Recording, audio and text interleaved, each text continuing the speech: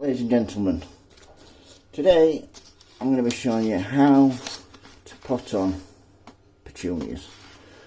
As you can see, let's get these out here for you. 2 seconds.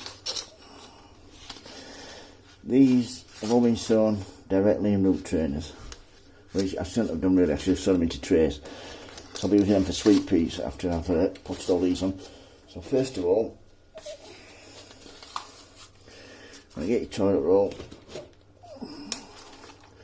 just back a bit, get your toilet roll like so, fill it up, tap it down, that means it won't fall out of the bottom with the tube,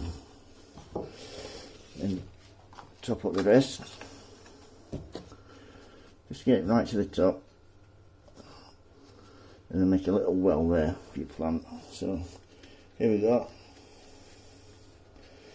These are them. So now what you want to do is gently tease them apart.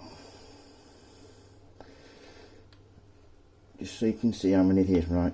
There's two, might be 3 or 4 here. So get hold of them by a leaf, like so, and gently tease apart like that. That's 1, 2, 3, 4 there. Keep hold of them by a leaf, don't run by the middle because you'll damage the flowering part of the plant. And gently